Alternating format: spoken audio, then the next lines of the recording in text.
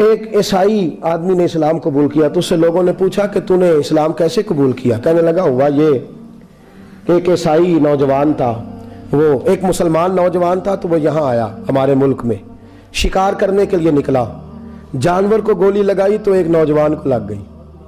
اب وہ چاہتا تو بھاگ بھی جاتا، لیکن وہ بچہ اٹھایا اس نے، اس کا گھر معلوم کیا، گھر گیا، گھر والوں کو بتایا کہ مجھ سے غلطی ہو گئی۔ کہنے لگا نہیں، تو نے جان بوجھ کے مارا ہے۔ کہنے لگا وہ تمہاری مرضی ہے۔ کیس لگا، اس کو انہوں نے پھانسی کا حکم دے دیا۔ ایک دن وہ جو اسلام قبول کرنے والا ہے وہ ایس ایچ او صاحب ہے، انسپیکٹر صاحب ہیں اس علاقے کے، انہوں نے اسلام کو ان سے پوچھا گیا تو وہ کہنے لگے نوجوان آیا تو میری کسٹڈی میں میرے پاس اس کا کیس لگا، میں جتنے دن وہ اس کی تفتیش کرتا رہا میں دیکھتا کہ وہ بڑا دھیما ہے، نماز سے بڑی دلچسپی ہے، درود شریف سے بڑی دلچسپی ہے، قرآن پاک سے بڑا پیار ہے اور باتوں میں بڑی مٹھاس ہے۔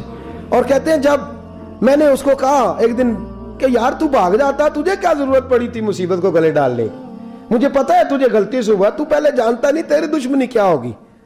تو کہنے لگا میں کیسے بھاگ سکتا تھا، میرے نبی نے جو دین دیا ہے وہ دوسروں کی خیر خواہی کا مذہب ہے صلی اللہ علیہ، کیسے بھاگ سکتا تھا۔ کہتے ہیں خیر سزا کا حکم تھا، جیلر اور میں دونوں اس کی دیکھ بھال کرتے، ایک دن ہمیں اس سے پیار ہو گیا، ایک دن کہنے لگا ایک مسئلہ ہے، اس کے تو گھر کو میں نے اجاڑا ہے، میری وجہ سے کوئی اور گھر بھی اجڑ جائیں گے۔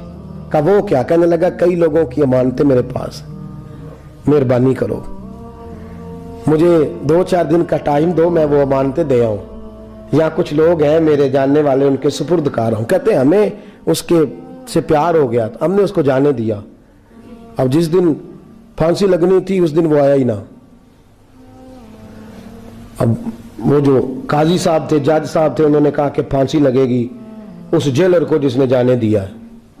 کہ این وہ ٹائم جب جیلر کو پھانسی لگنی تھی وہ نوجوان بھاگا ہوا واپس آ گیا، بھاگا ہوا واپس آ گیا۔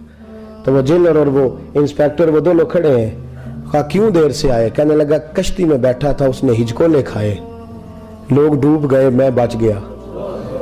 کہا پھر تو کیسے آیا؟ کہنے لگا تیر رہا تھا تو بڑی مشکل سے تیرتے تیرتے سارے رستے اللہ سے دعا مانگتا ہوں، یا اللہ ایک میری وجہ سے پہلے گیا ہے، 2 اور نہیں جانے چاہیے، دعا مانگتا ہوا یہاں تک پہنچا ہوں۔ انہوں نے کہا یار تو زندگی بچا سکتا تھا، تو نے کیوں نہیں بچائی؟ کہنے لگا میں پہلے ایک کی لے چکا، اب تم دونوں کی بھی لے لیتا۔ اس نے کہا ہم تو عیسائی ہیں، تو مسلمان ہیں، مر بھی جاتے تو کیا حرج تھا؟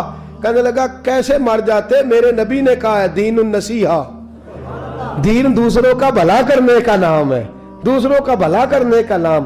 وہ اب کیا قریب اس نے بات سنائی، اس کو لٹکانے لگے تو وہ جو جلاد تھا وہ لٹکانے لگا، تو انسپیکٹر کہنے لگا اس کو رہنے دو، مجھے پھانسی دے دو۔